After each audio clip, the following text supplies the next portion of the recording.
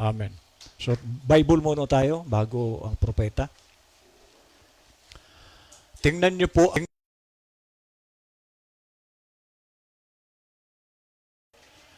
sapagkat sa biyaya kayo nangaligtas. Pag sinabi pong biyaya, regalo. Wala po tayong nagawa dito. Ang salvation, wala pong bayad. Grasya. Amen. Wala kang gagawing babayaran. Sapagkat sa biyaya kayo nangaligtas sa pamamagitan ng pananampalataya. So napakahalaga po ng pananampalataya. Kaya ayan po muli ang ating tatalakayin. Gaano ito kahalaga sa ating buhay. At ito'y hindi sa inyong sarili. Ayan. Ang salvation, hindi dahil sa iyo. Okay.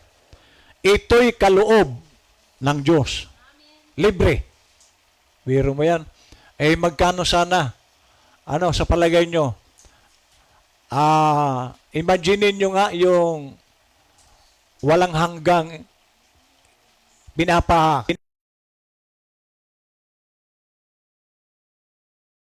ng palataya, maliligtas ka ron. Dahil lahat ng tao papunta ron.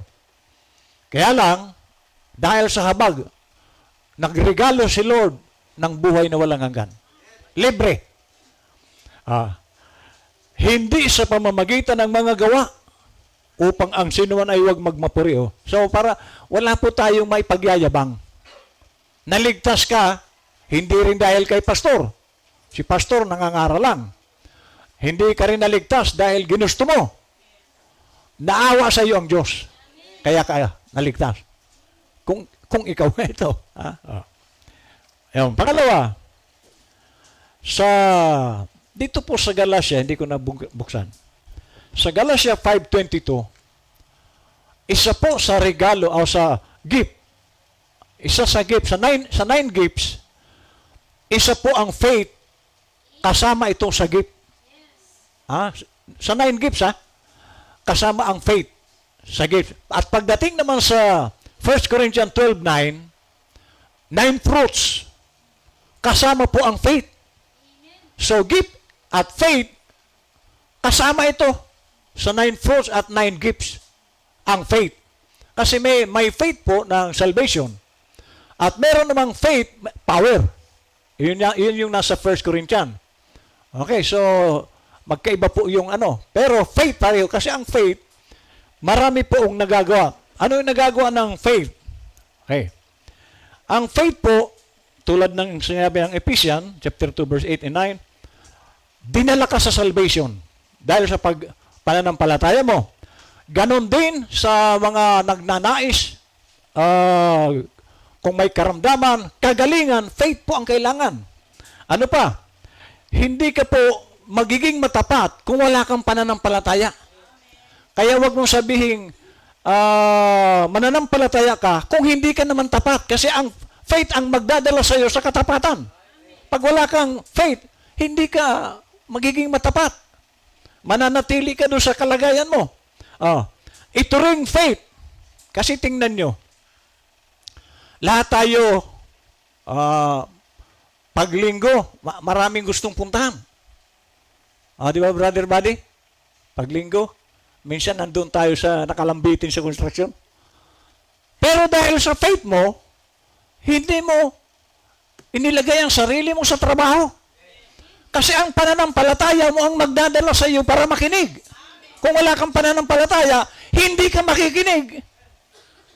Sabi nga ni Brother Jer kanina, mabuti na lang nangyari sa akin to. Kung hindi, nasa bahay ako ngayon. Hindi ako makukumbinsi ni Mama.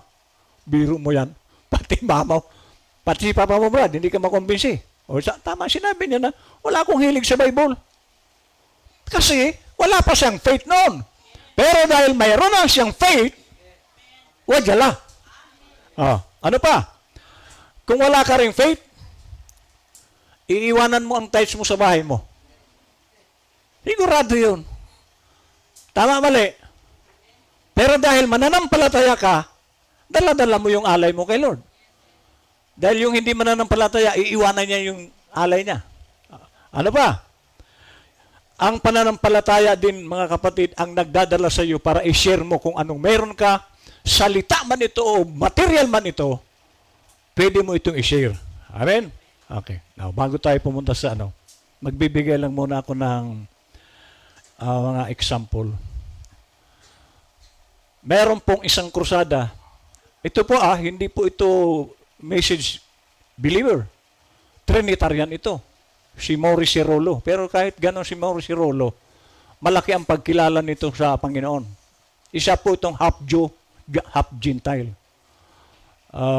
Nanay niya yata yung Hudyo. Nagkaroon po ito ng krusada. At habang nangangaral si Maurice Rollo,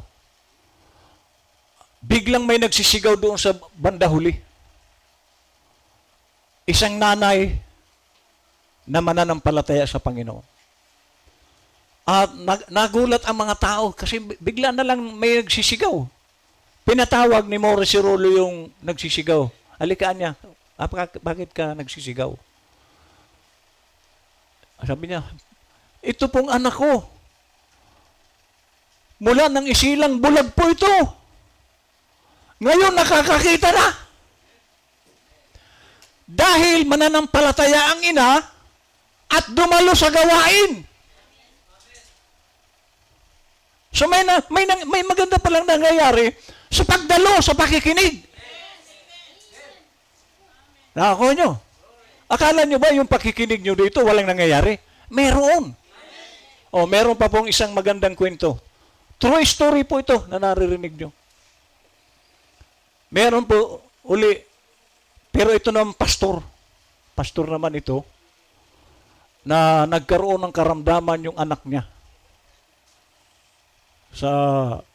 Matagal na rin siguro yung karamdaman ng bata. Hanggang sa bumigay ang buhay. Namatay ang bata. Linggo ng umaga. So nag-iyakan sila doon sa loob ng bahay. Pastor po yun. Namatay ang anak. Ulitin ko, linggo, namatay ang anak. At lalo na yung ina, iyak ng iyak ng nanay. Ngayon, kinumfort ng pastor na ganyan talaga ang buhay. Una-una lang. May nauna, may nahuli. So, tanggap nila. So, natanggap ng pastor, na-comfort naman ng asawa. So, araw ng linggo. Umaga. Ano ang naging desisyon ng pastor? Siya ang pastor. Hindi nila pinaalam sa mga membro na namatay ang anak. Ay, ang ginawa ng pastor, magbihis na kayo. Dadalo tayo. Itong bata, iwanan nyo yan. Huwag niyong sasabihin sa mga kapatiran na patay na ang anak natin.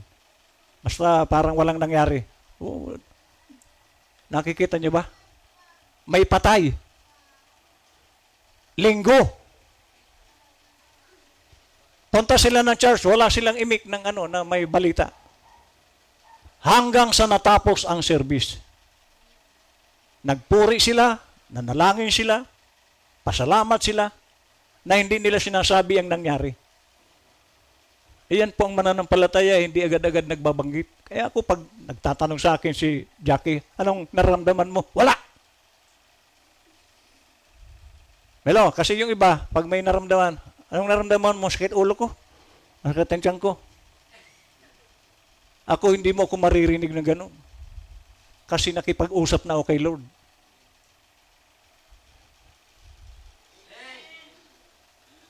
Hanggang sa natapos ang service ng church. At nung tapos na ang service, doon na binanggit ng pastor. Mga kapatid, total tapos na ang service, mayroon po akong ibabalita sa inyo. Patay na po ang anak ko, ang anak namin. So nag-iyak kasi mahal naman kongregasyon yung anak nila. So, iyakan sila. Wala, magagawa, patay na. So ngayon, uwian na. Sumama yung mga kapatid na iba. Ngayon,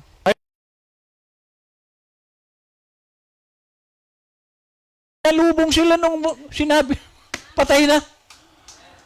Iyan po ang nagagawa ng Diyos. Kapag tayo'y mananampalataya, may himala ang Diyos.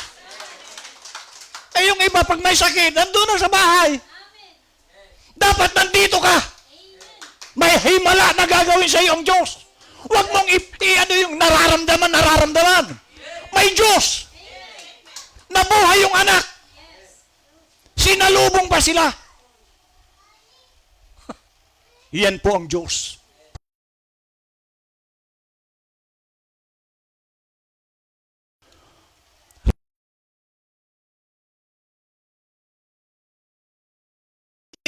Idinahilan nyo ay patay. Nasa church dapat, pag linggo, nasa church ka. Ginawa nila. At naghimala ang Diyos. Kasi yung daming mga kunting ulan lang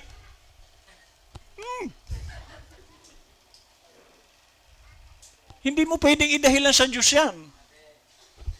O, kita nyo yung mga mag-anak na yun? Patay ang anak, iniwan. Na dapat sana, pwede nang tumawag, pastor, sabi ng pastor, mga kapatid, hindi ko na lang ang papreaching nyo kasi patay ang anak ko. Hindi. Hindi nila pinaalam na patay ang anak niya. Dahil meron siyang responsibilidad ng araw ng linggo ay para sa Diyos. Eh, huwag mong ipag-idahilan yung kung ano man ang pinakamahalaga sa buhay mo. Ang dapat na pinakamahalaga sa isang mananampalataya, lagi number 1 sa kanyang buhay, ang Diyos. Siyang lumikha sa iyo. Siyang nagpapala sa iyo. Siyang nagbigay ng tahanan sa iyo, ng asawa o anumang bagay meron ka. Diyos ang nagbibigay. Pagkatapos walang halaga sa iyo. Tulad ng sinabi ko kanina mga kapatid, walang kailangan sa atin ng Diyos. Sino tayo? Sino tayo? Isang makasalanan? Anong kailangan sa atin ni Lord? Tayo ang mayroong kailangan sa Diyos. Paabot nga ng tab. Nandyan yung mensahe ko. Thank you. So nakikita niyo ba ang kahalagahan ng pagdalo?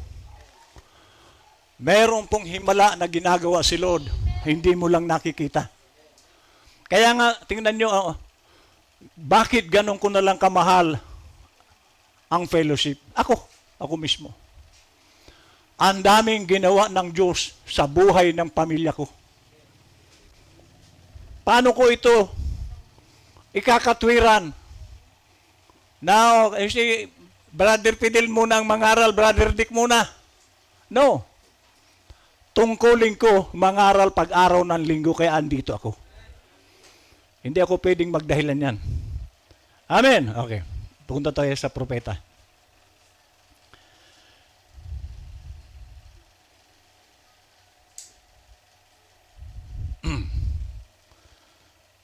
At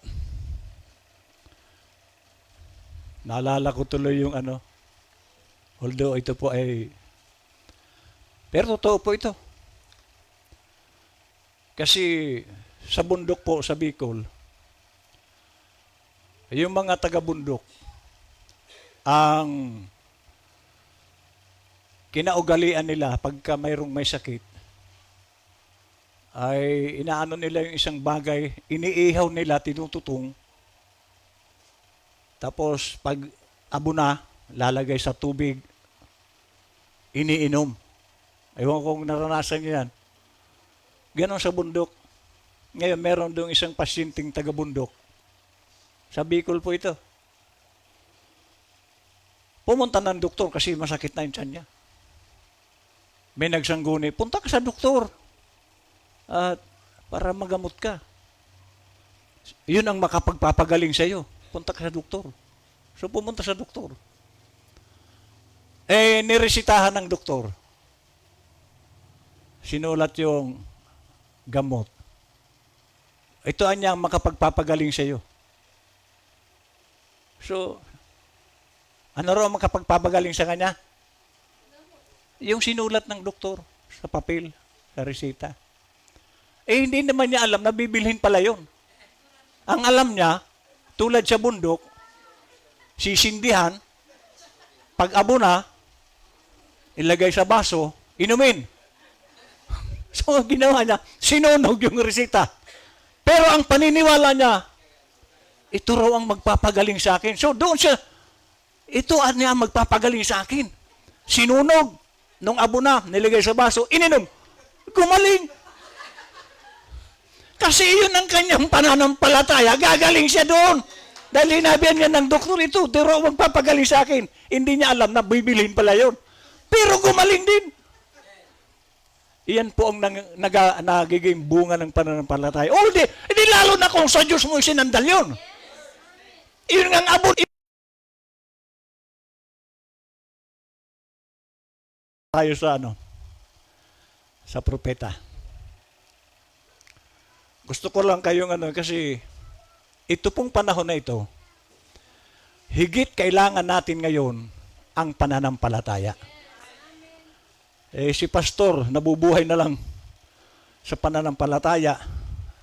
Doon ko na lang isinandal ang buhay ko sa pananampalataya. Okay. Dito po sa perfect faith. Sabi po dito sa pambungad, Bible din po ito. Sa Hebrews 10:22. Let us draw near with a true heart in full assurance of faith. Hebrews 10:22. So ang lapit sa Diyos na meron tayong matibay ang ating puso o pananampalataya. Dahil ang pananampalataya po, para itong angkla. Ang angkla, kahit barko yan, maalon, may bagyo, pag inangkla mo ang barko mo, hindi po yan maanod o maipapadpad. Iyan po ang pananampalataya. Meron pong assurance na mangyayari yung kung ano ang nais mo.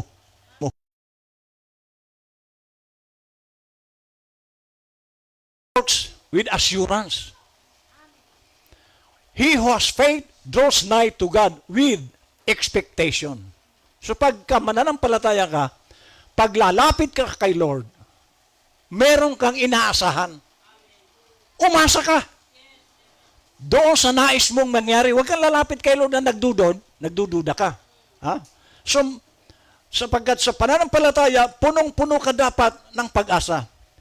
He knows that God is true and that His promise is for him. Pag tayo lumalapit sa Diyos, alala, yung mensahe natin kanina, ang pangako ay para ito sa iyo. Iyan po ang mananampalataya. Hindi ka dapat nag-struggle o nangangamba na hindi mangyayari yung nais mo. He lays hold upon the promise because the promise belongs to him. And because God is pleased to have him claim his rights in the promise. So may karapatan po tayong i-claim. Pwede mo sa, Lord, di ba pangako mo, Lord, na ito, ganito, ganito? Lord, gusto ko po itong maranasan ngayon na pangako mo, yung pangako mong kagalingan, Lord, dahil sinabi mo na sa pamamagitan ng mga latay mo kami nagsigaling, Lord, sa oras na ito, kiniklaim ko po ito ng buong pag-asa. Kasi marami lumalapit sa Diyos, puro duda. Kaya hindi gumagaling. Nandun yung takot.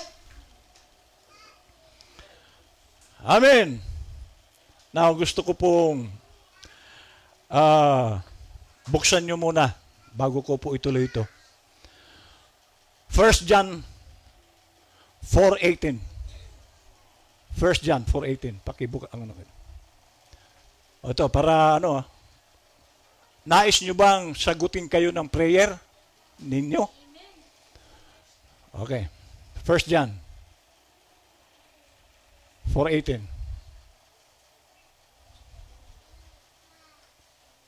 Okay. Tingnan niyo po. Ano pong sabi dito? 18. Pakinggan niyo ito. 18. Ito. There is no fear in love. Love and faith, kambal po yan. Dahil hindi ka pwedeng magkaroon ng pag-ibig kung wala kang faith. There is no fear in love, but perfect love casteth out fear. So kung may pag-ibig ka, yung takot mawawala yan. Kung may faith ka, ang takot mawawala yan. Okay, sabi niya. Because fear hath torment. Kapag may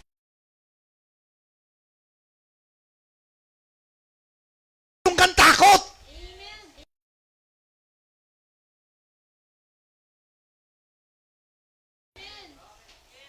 kaya nga nakita nyo kahit bagyo, ang sarap ng tulog ko. Bakit? Naipag-pray ko na ito, Lord. Pag ito nasira, Lord, wala kaming fellowshipan.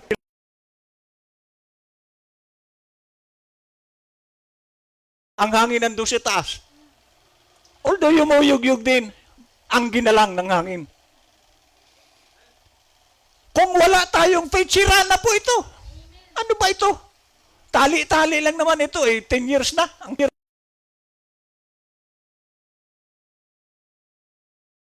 hangin, wala na ito.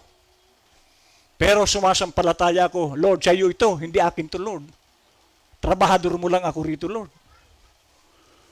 So, pag tayo ay may takot, yung sakit mo, hindi po yung gagaling. Tandaan nyo po yan, kung ikaw lagi puro takot, takot, takot, hindi ka gagaling.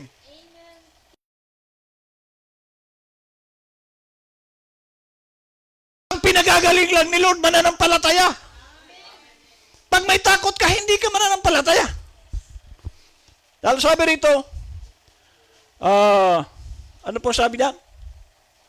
There is no fear in love, but perfect love casteth out fear, because fear hath torment. He that feareth is not made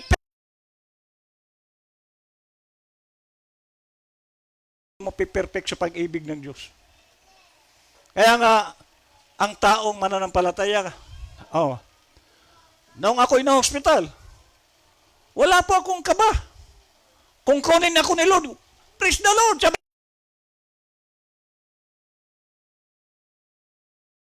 Brother Christian, kinakalab, Pastor, masarap dito sa langit. Mamatay ka na. Hello, hindi po ako takot. Kunin ako ni Lord, bakit? Alam ko kung saan ako patungo. O ano ang katatakutan ko. Lahat naman tayo mamamatay.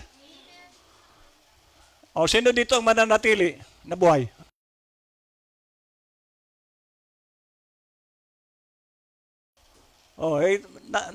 Natakasan ko na yung lupit ng mangyayari sa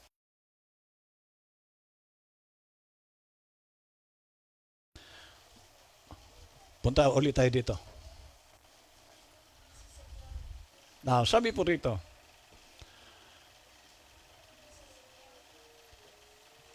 Romans 1:17.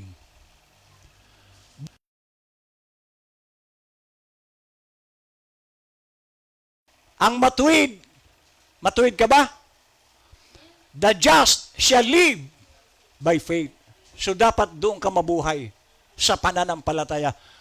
Ang mananampalataya, doon ka dapat nabubuhay sa pananampalataya. Hindi doon sa galing mo, hindi doon sa mapera ka. Kaya nga, yung pong lumapit kay Lord na mayaman, mayaman nagtanong, Guro, paano ba ako magkakamit ng buhay na walang hanggan? Sabi ni Lord, alam mo ba ang kautusan? Binanggit ni Lord, 10 Commandments. Guro, mula nung bata ako, ginagawa ko na yung 10 Commandments. Isa na lang ang kulang mo. Ano yung guro? Sigurado kayang-kaya ko yan dahil 10 Commandments ka, kaya ko. Mayabang pa siya. Kaya ko yan. Ano yon? Umuwi ka, ibenta mo mga ari-arian mo, bumalik ka, sumunod ka sa akin. Ano nangyari? Uuwi yung mayaman, tapos ibibinta ang mayaman eh. Hindi siya umalis. Anong sabi ni Lord? Napakahirap pumasok ang mayaman sa kaharian ng Diyos. Bakit? Mahirap pong magkaroon ng pananampalataya ang mayaman. Oh, sa palagay nyo, nagkasakit ang mayaman. Luluhod kaya yan? O pupunta ng mercury drug? Yun, may mga mahirap na siya. Hindi po yan luluhod. Pairalin niya pera. So kaya sabi nila, ang hirap pumasok sa mayaman sa langit. Amen. Okay, so, the just shall live. Kaya dapat tayo nabubuhay sa pananampalataya. Lahat, isandal mo sa Diyos. Lahat ng bagay. Kasi ang isipan kasi ng iba ay puro natural. No. Wala na po tayo sa laging ganon ngayon. Lalo na itong mga parating na mga mangyayari. Lalo mo ngayong pairalin ang pamumuhay sa pananampalataya. Okay. Ngayon, pagdating sa Hebrews 11:6, ito po mabigat. But without faith, it is impossible to please Him. Mahirap anyang mapasaya ng Diyos kung wala kang pananampalataya. So, anong ibig sabihin? Ang tungkulin po natin bilang isang mananampalataya, mapasaya mo ang Diyos. Tanungin mo ang sarili mo, napapasaya mo ba ang Diyos? Dahil lahat ng mga hinihiling ng Panginoon sa atin, sasaya siya. At sasaya siya kung sinusunod mo. Ibig sabihin, ang mananampalataya, handa niyang sundin ang sinasabi ng Panginoon. Handa ka sunod. Dahil yung mayaman, sabi ng prophet, after noong i-reject niya yung alok ni Lord na ibinta, bumalik, at ipamigay daw sa mahirap. Siguro ang isip niya, ipamimigay ko to sa mahirap, ako nagpagod. Ang tao iba ang makikinabang. Hindi niya pinakinggan si Lord.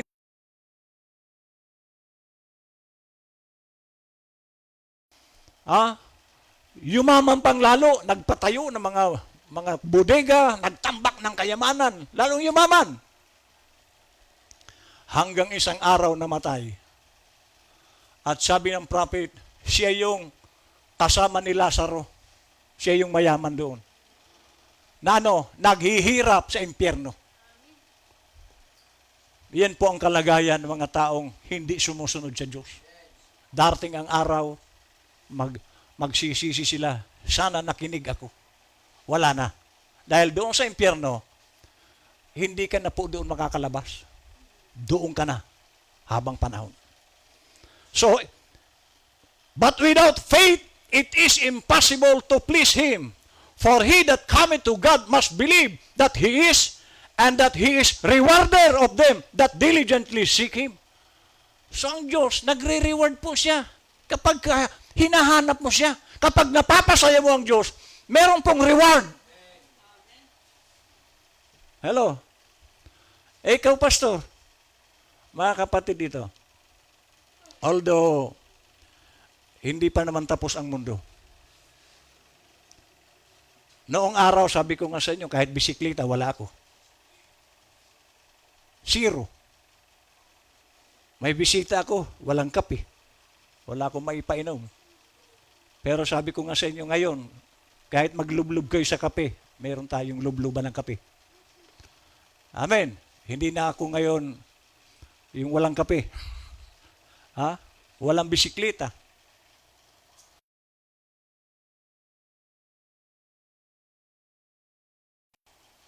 Hindi lang bisikleta.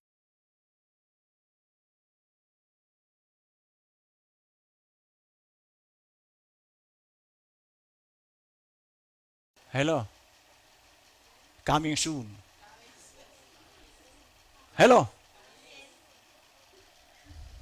Iyan po si Lord, rewarder. Hindi ka malulugi kapag naglilingkod ka sa Diyos. Sino mag-aakala? Naalala yung sabi ko sa inyo noon, unang magpastor ako, kahit damit, ang gapo. Nagpipreach ako, ang t-shirt kong suot, Hinebra San Miguel, nakabikini, yung babae dito sa Eh, wala akong damit. Hello? Hello? Wala eh. Pero ngayon kung pag-usapan natin damit,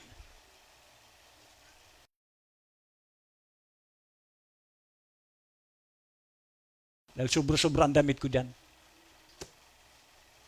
Nung araw, t-shirt lang. Iyan po ang Diyos, nagre-reward siya. Gusto ko na nga bilhin yung isang LRT para paghayo natin, marami tayo eh. Palagyan ko ng release ang Mindanao eh. Mula rito, release. Pero, oh, tandaan niyo po ito. Nakausap kanina si taga-Tumbor. Yung nag-testimonyo kanina rito.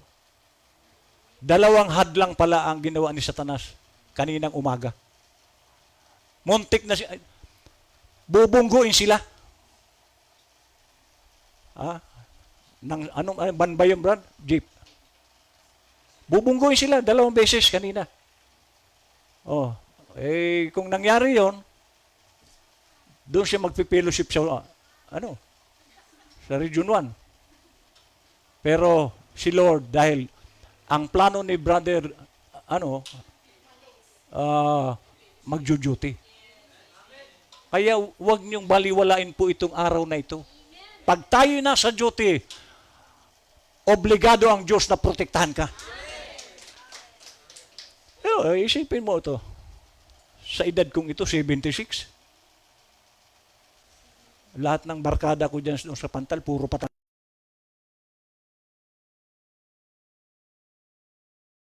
At sila po ay buhay pa ngayon.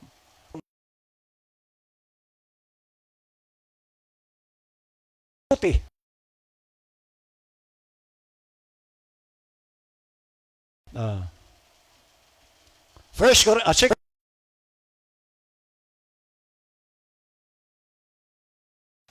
By sight. That inward, conscious, satisfying knowledge of being right with God can come only by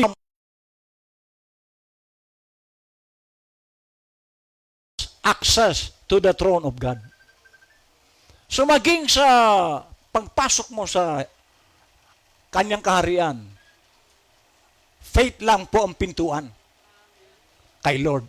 Doon ka lang matatanggap sa kaharian niya sa pamamagitan ng pananampalataya mo sa Panginoon. Sabi niya, ito po ang sabi ni Brother Branham, remember, sa unpardonable sin, you are not saved by wisdom. You are not saved by your education. Kasi kung ang magliligtas sa iyo, edukasyon, paano sina Pedro na hindi nag-aral? Hindi po yan ang magliligtas. Baka yan pa ang magpahamak sa iyo dahil ang kasalanan ng mag-asawa sa Eden, sila po yung kumain ng tree of knowledge of good and evil. Wisdom. So sabi rito, you are not saved by your education. You are saved by faith in Jesus Christ. You are not saved by any good works. You are not saved by shouting. You are not saved by dancing in the Spirit.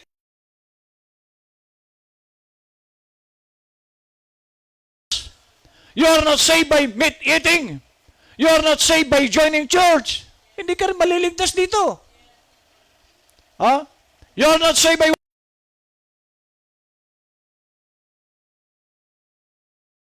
Are you saved? Oh, si Brother Branham po may sabi niyan.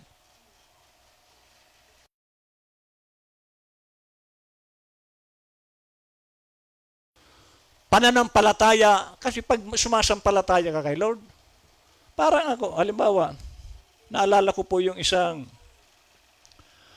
captain ng pulis. Ito na ano ko ito sa balita noon, sa radyo. Isang pulis.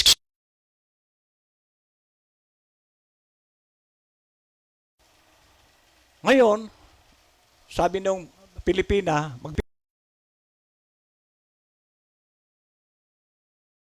Noong mga ilang araw na dito sa Pilipinas yung Pilipina, tumawag yung police captain ng Japan na, kumusta ka dyan? Okay naman anya ako. Pupuntaan niya ako dyan. Babakasyon din ako sa bayan mo. So yung police captain, nagbakasyon sa Pilipinas. Pagdating niya sa Pilipinas, nakita niya ang kalagayan ng girlfriend niya. Mahirap lang. Kaya nangako yung kapitan na pag-uwi ko, pagagawan ko kayo ng isang magandang bahay. Nangako yung pulis. Totoo po ito. Dahil sa pag-ibig niya doon sa babae. So, ngayon, para makaipon agad yung police captain, gumawa siya ng illegal. Para magkapera agad. So, siyempre,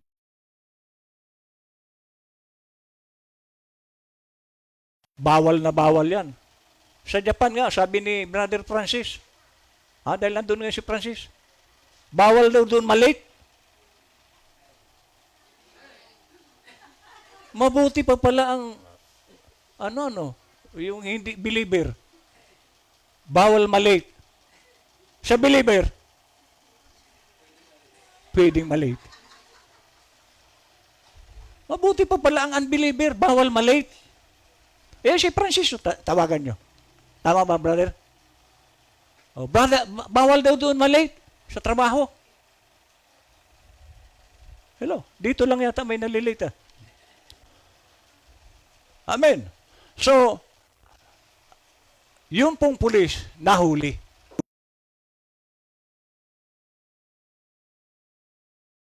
Dahil doon sa girlfriend niya. Iyan po ang ibig sabihin na pag mahal mo ang isang tao, gagawin mo lahat.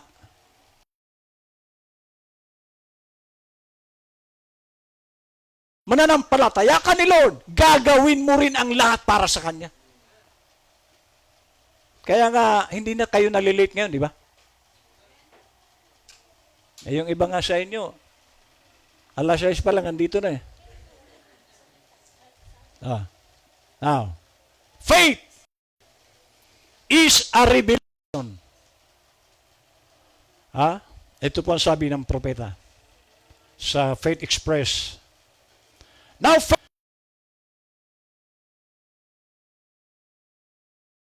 want to stay there just a moment. It's a revelation. So, ang pananampalataya pala, kapahayagan ito sa iyo. Hindi mo magagawang sumampalataya kung hindi ito ipinahayag sa iyo ni Lord. Kung hindi ni-reveal sa iyo ni Lord ang pananampalataya, hindi ka sasampalataya sa Kanya. He has revealed it to you by His grace. It's nothing you did. Wala tayong nagawa sa pananampalataya. Niregalo pala yan sa iyo ng Diyos.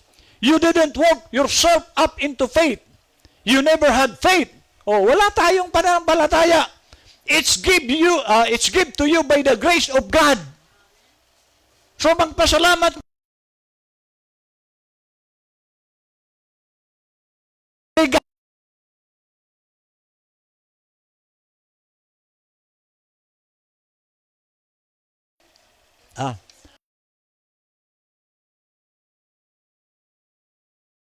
All for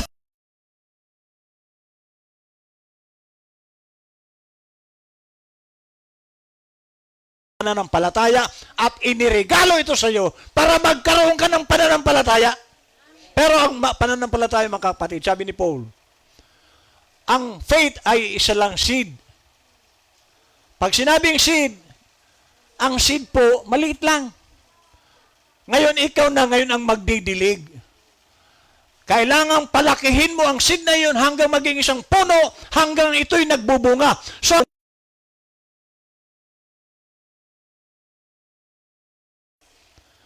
kaya dahil ito'y seed of faith lang. Sabi niya, and the whole church of God is built upon the revelation. Amen. Ayun. But to the church, the bride, The rapture is a revelation to her. Ano po ang rapture? Lilipad?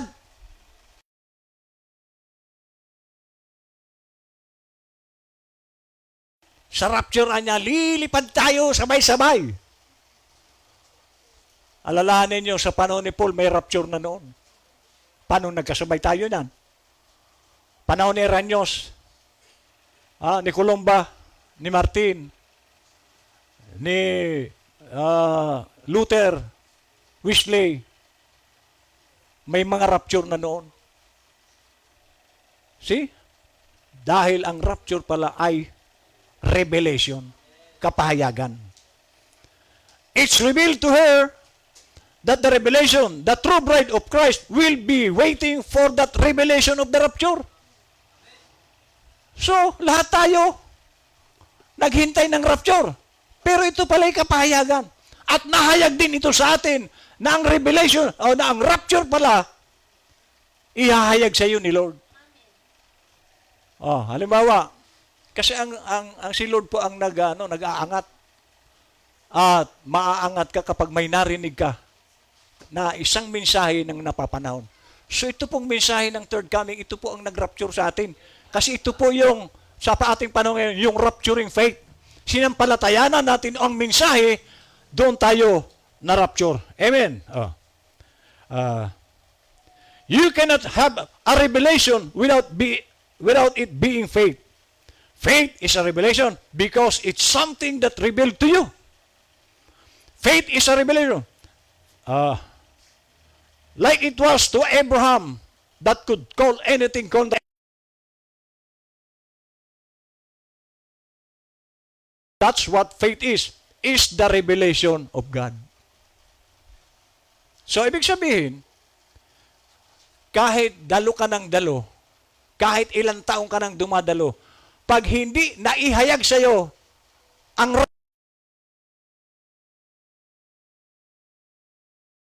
nangyari sa iyo. Kasi si Lord lang po ang naghahayag kung ikaw ay rapture na o hindi. Amen. Faith isn't something that's imaginary thing. Hello, hindi ganon. I want you to get it. Faith is a direct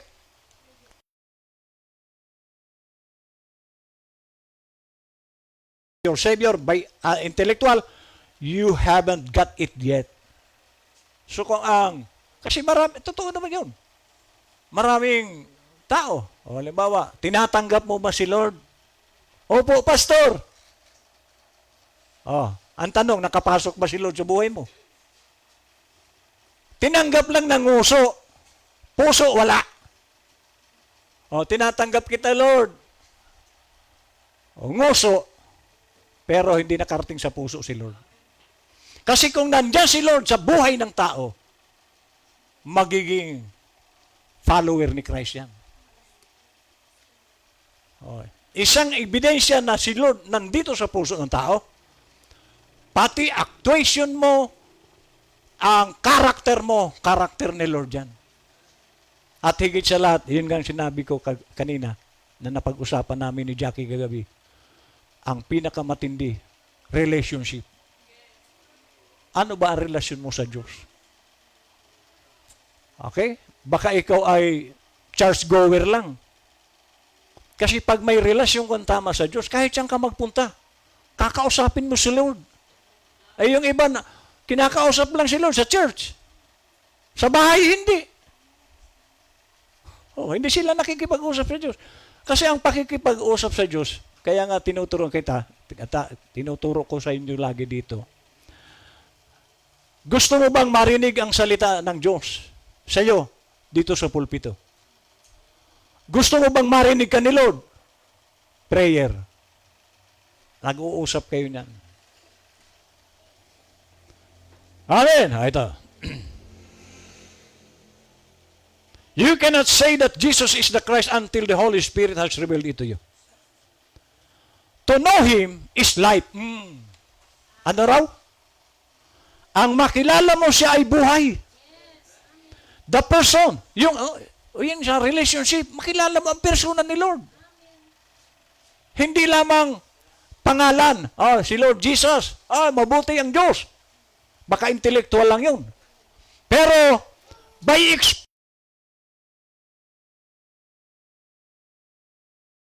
nyo kanina, naligtasan namin yung 2 aksidente sana. Dahil kay Lord, naligtas kami.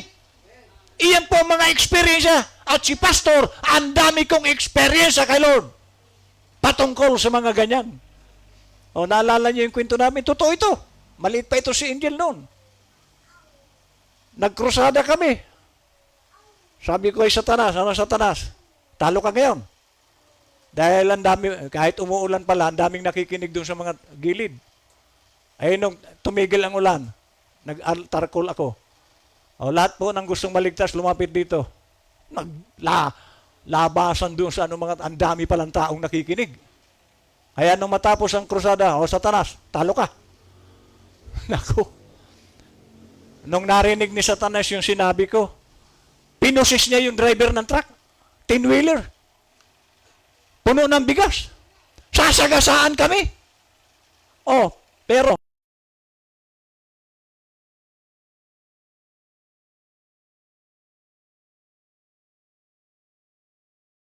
hindi po yung kwentong barbero. Kasama ko si Jackie, kasama ko ito si Angel. Bumaliktad yung truck.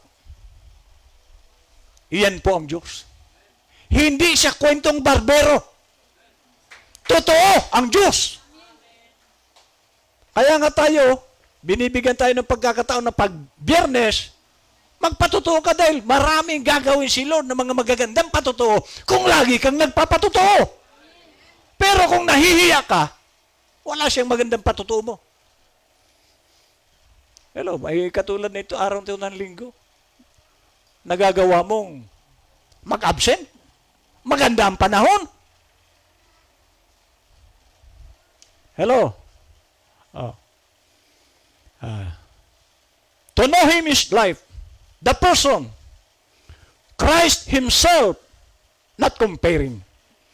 It's a revelation that God built His church upon, and if we don't build upon that same church, the Bible said, evil by faith. And faith is a divine revelation. Faith is things built upon the revelation then. And unless this is revealed to you, Jesus said, I thank thee, Father, that thou hast hid these things from the wise of this world and revealed it to babes such as will learn. So tingnan niyo po, kanino nire-reveal ni Lord? Saan naghahayag si Lord? Sa babes. At sabi ko nga sa inyo kanina, ang sanggol, makikipag-away yan, pero mamayang konti, bati na naman. Hindi po sila nagtatanim ng sama ng loob. Gagalit yan sandali. Kami ni Jackie, tatalo din kami. Noon, 10 minutes, abot. Hanggang naging 5 minutes na lang. Ngayon, seconds na lang. Tapos na ang talo. Kasi iyan po ang hinahanap ni Lord sa isang tao. Hindi siya nagkikimkim ng galit. Amen. I tell you, faith is a great big thing when it comes on the Word of God. He's not afraid then. So ang may pananampalataya, hindi po siya nakakaramdam ng takot. Ang takot niya sa Diyos. Pero sa mga bagay-bagay sa mundo, hindi ka dapat natatakot dito. Dahil kung ikaw man ay magdanas ng hirap, temporal lang po ang hirap dito. Kaya hindi ka dapat natatakot dahil may katapusan ang lahat ng bagay sa lupa. Makulong ka, lalaya ka rin. Hindi ba eternal ang kulungan? Ma-hospital ka, hindi eternal yan. May katapusan yan. Pero kung doon ka makulong sa impyerno, doon ka na. So ang dapat mong katakutan lagi dito ang Diyos. Hindi itong mga bagay sa lupa. Amen? Oh. He's not afraid then. But faith got hair on the chest, big muscles. So kumbaga sa isang lalaking lalaki, ang may pananampalataya, kumbaga balbon itong dibdib. Ha? Yan pong may pananampalataya. Siya ang kinatatakutan. Hello? Ay di magpapatato ako, pastor. Para matakot sa akin ng tao. Hindi yun ang ibig sabihin dito ng propeta, isa kang lalaking lalaki. At sabi ng tatay ko nga, ang tunay na lalaki, ang sugat niya 7 dangkal.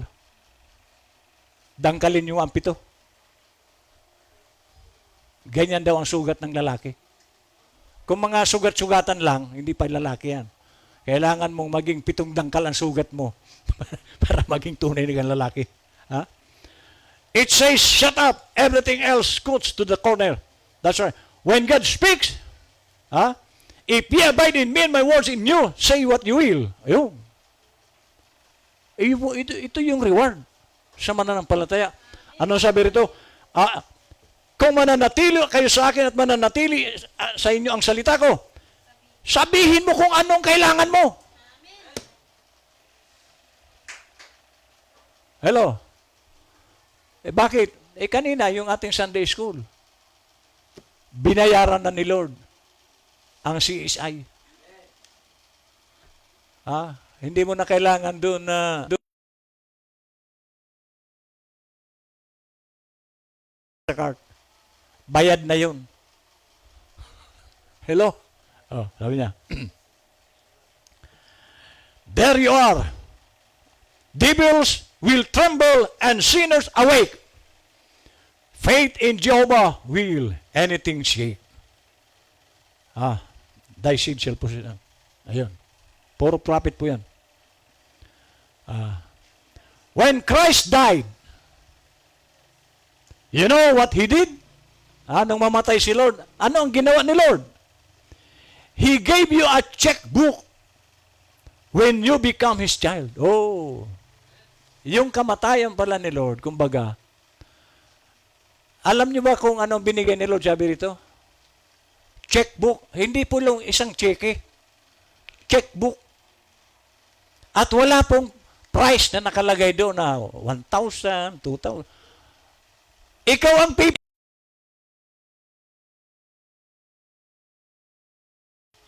Di ba pag may cheque ka? Kung anong bangko yung ng cheque, pag present mo ang cheque, kung anong halaga ang nandoon, iyan ang bibigay sa'yo. Iyan po ang iniwan ni Lord. Name your price.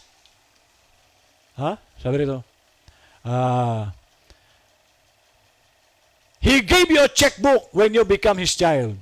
And at the bottom of every check, it's Jesus' name. Permado. Yung cheque, sister, mag-withdraw ka na. Permado.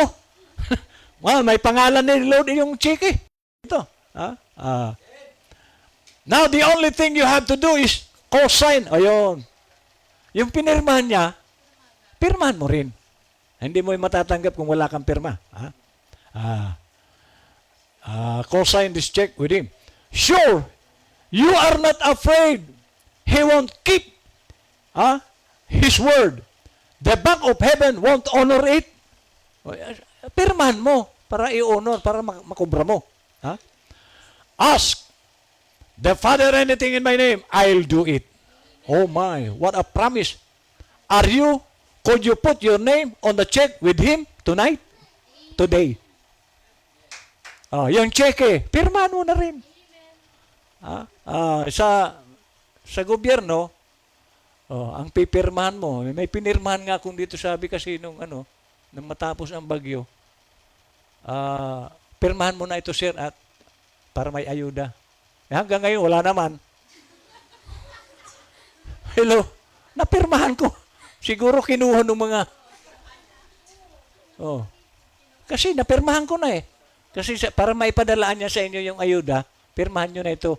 Wala naman dumating. Iyan po ang tao. Pero si Lord, iba. Pag pinirmahan mo yung pinirmahan niya, sigurado. At name your price, sabi nga. Sabi niya, ask the Father anything in my name, I will do it. Amen.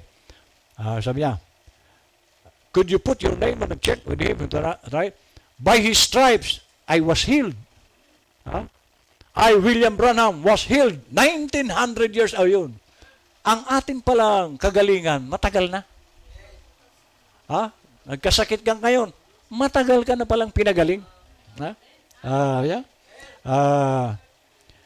He's got his name signed in his own blood at the bottom of it. The Father will recognize that. Kasi po mga kapatid, sa prayer ako, madalas ko itong, pag nagpipray ako, pinapaalala ko kay Lord yung mga pangako niya. Kaya, awa ng Diyos, sabi nga ni Gerald nung Friday, nagplano kami ng kasal, wala naman kami talaga ano. Pero may nabubunot lagi. May nabubunot pa. Oh. Nag-resign na sa trabaho yan. May nabubunot pa rin. Pangako ni Lord yan. Na hindi ko kayo iiwanan, hindi ko kayo pababayaan. Kaya, alam niyo ang mananampalataya, relax lang po yan, hindi yan nag-aalala. Hindi ako nag-aalala, ano ba trabaho ko? O di ba, nagbibigay kami ng tithes, pastor, o magkano ang bayaran natin dito? Kasi kaya, sa kuryente, sa building, sa gamit sa kasya kaya yung binibigay? Or abono kami? Hello? Pero, mayroong Diyos na bumubuhay sa amin. Yan po ang totoo. Kung kami sasandal lang sa inyo, ano mangyari? Baka nagwatak-watak na tayo. Pero mayroong Diyos na nagpo-provide ng lahat ng pangangailangan namin. Amen. You just try it once. Don't try it. Just do it.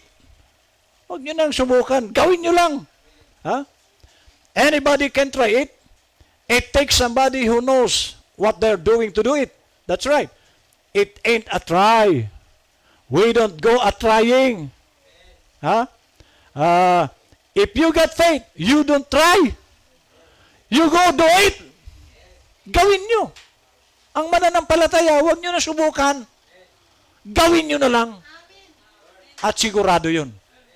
Kaya ko po ito tinuturo mga kapatid. Dahil lahat tayo, ang sinasandalan lang natin si Lord. Amen? At kapag sumandal tayo kay Lord, marami pong pwedeng gamitin si Lord. Amen? Katulad namin. Awa ng Diyos. Kung kami lang ni Jackie, hindi makapagtatapos itong mga bata. Pero mayroong ginagamit si Lord para matustusan ang lahat ng pangangailangan namin. Amen. Iyan po ang ang kagandahan pag ang sinasandalan mo si Lord.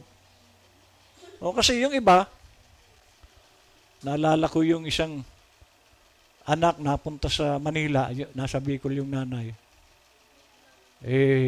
Makikipagsapalaran. So, kinumusta ng nanay, kumusta ka na anak niya sa Manila? Sumagot naman, kasi walang cellphone noon puro sulat. Ang sulat noon, 2 linggo, bago matanggap yung reply. Sumagot yung anak sa kumusta, Nay, kung ako po'y tatanungin nyo, maganda naman po ang kalagayan ko, pero padala nyo na po kung pamasahe. Uwi na. Hello?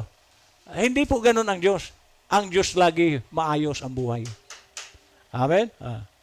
Sabi niya, if you got faith, you don't try. You go do it. Because you know you can. Ang may pananampalataya, magagawa mo. Sabi nga, nothing is impossible with God.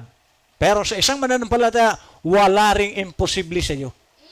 Magagawa mo rin. Amen. Okay, ano pa ito?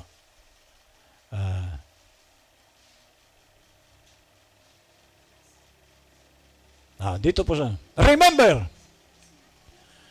you can only be saved by your personal faith. Hindi pananampalataya ng tatay mo, ng anak mo, asawa mo, sarili mo. Pananampalataya. So, ang ibig sabihin dito, tulad ng lagi kong sinasabi, hindi ko maililigtas ang mga anak ko, pati asawa ko. Maliligtas sila, magkaroon din sila ng sariling pananampalataya. You can only be healed by your personal faith. Hindi pananampalataya ng sino man. Magagaling ka, magkaroon ka ng tamang pananampalataya. Sarili mo. You believe this to be the Bible, God's Word. You believe your pastor to be a man of God, whatever church you go to. If you don't, you should live it. So kailangan, katulad, ako ang pinangangaral ko rito, si Lord. Hindi naman ako nangangaral dito ng sarili ko. Ngayon, kung hindi kayo maniniwala sa akin, wala akong magagawa. Okay. Get to a man that is a man of God. Pupunta kayo sa isang tao. Siguraduhin yung tao ng Diyos yan. Then if you believe Him, believe He's telling you the truth, then accept it. Your own personal faith in Christ saves you. Kanya-kanya po tayo kaluluwa. Ang kaluluwa nyo, hindi ko yung kaluluwa. Naligtas ako sa pananampalataya ko. Dapat individual din tayo magkaroon ng sariling pananampalataya para sa ating kaligtasan. Amen. No matter how good your pastor is, how godly, saintly your mother is, how real the Word of God is, how much you cry, how much you pray, it's your faith that saves you. Hindi mo rin pala makukuha si Lord sa papri-papri. Dahil sa nanay mo, sa tatay mo, o sino man, yung pastor mo, hindi yun. Sarili mong pananampalataya ang magliligtas sa iyo. Kaya nga, kung ikaw, magulang, ligtas na. Huwag mong isipin na pati yung anak mo, ligtas na. Turuan mo rin silang magkaroon ng sariling pananampalataya. Maliligtas din sila. Pero kung hindi mo sila tuturuan, nasa sayo yan. Kung ikaw nasa langit, ang anak mo nasa impyerno. Dinudungaw ng anak ko, sinusunog. Ikaw, paano ka sasaya doon? Nakikita mo anak mo, sinisilaban sa impyerno. Pero, okay, kwento ko lang yun. Eto. For no matter how much I would pray for you, kahit ano pang pananalangin ko sa inyo, if you yourself didn't have the faith, it wouldn't do any good.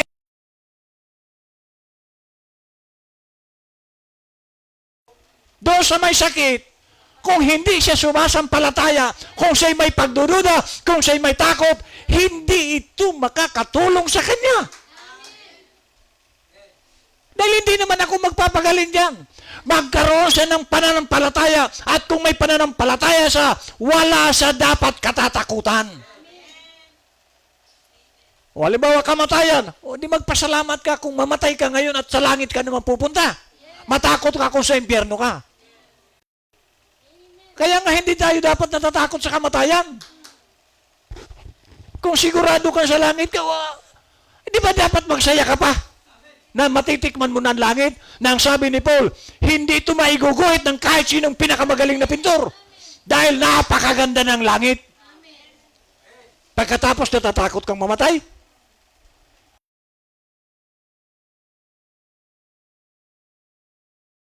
Isang taong totoo may pananampalataya, mas matutuwa siya kung kukunin na si Lord na doon pala sa dadalhin sa langit.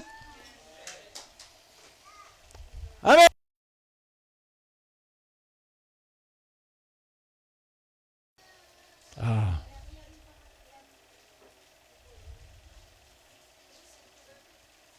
I couldn't save you. No matter how bad I'd want to. I've got brothers that's not saved. May mga kapatid daw siyang hindi rin ligtas. So hindi niya may liligtas ang kapatid niya. Dapat magkaroon din sila ng pananampalataya ko tulad ni Brother Branham.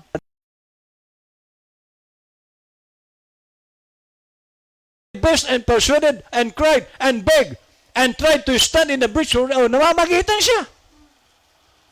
Kahit anong pamamagitan ng propeta para sa mga kapatid niya, kung wala silang pananampalataya, hindi rin sila maliligtas. So, kanya-kanya po ito. Huwag mo sabihin na dahil mananampalataya ka na, ang mga anak mo, ang pamilya mo, ang mga kamag-anak mo, tatay mo, ligtas na. No, no, no, no, no. Maliligtas din sila kung katulad mo sila na mayroong sariling pananampalataya. Ha? Ito po, magbigay, I've got brothers that's not saved. Oh? And I've tried my best and persuaded and cried and begged.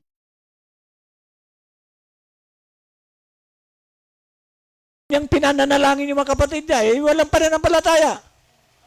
Sa impyerno sila. Oh. But they've got to have their own faith in God. Many of you Christian people here has brothers. Oh, marami tayong mga kapatid. Si Noah. Si Noah, asawa, 3 anak at manugang, 8. Tanong, wala bang kapatid si Noah? Wala bang kamag-anak si Noah? Wala ba siyang tatay, nanay? Marami. Bakit sino walang? Hindi kasi sila sumampalataya. Kaya kung naligtas si Noah, ang asawa, ang mga anak, ang mga manugang, yung kamag-anak hindi, normal lang yun. Bakit? Ang hinihingi ni Lord, pananampalataya. Hindi yung dahil ligtas ka, ligtas na rin. No, no, no, no, no. Malabo po yun. Gusto mo silang maligtas? Tulungan mo silang maligtas. Dalhin mo sila kay Lord. Magkaroon din sila ng pananampalataya. Pupunta sila sa impyerno. Ano, masaya ka na sa langit ka, sila sa impyerno? Hello. Many of you Christian people here has brothers and sisters and mothers and fathers and children and everything unsaved. Hindi ligtas. Is that right? Raise your hand. Taas nga ang kamay. Huh? Well, you can save them. Maliligtas din sila kung meron din silang sariling pananampalataya. You can.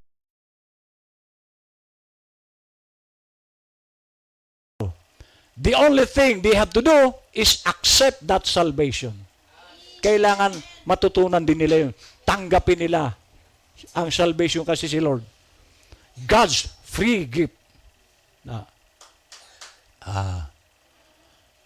It isn't necessary to come up here, kneel down, pray through until you're saved. You are saved already kung predestinado ka. Amen. So, yun po ang ating pagsikapan ngayon mga kapatid. Total, mapalad nga tayo mga kapatid. Ang daming church. Hindi nila nakuha ang mensahe natin mga kapatid. Hindi nila alam to. Ang alam lang nila, basta magsimba. Pero hindi nila alam ang tunay na mensahe ng panahong ito. Samantalang tayo, nireveal sa atin ni Lord ang tama. Ang mga churches ngayon, magsimba ka lang. Okay na. No. Dapat meron kang sariling pananampalataya at pakikipag-ugnayan at relasyon sa ating Panginoon. Amen. God bless.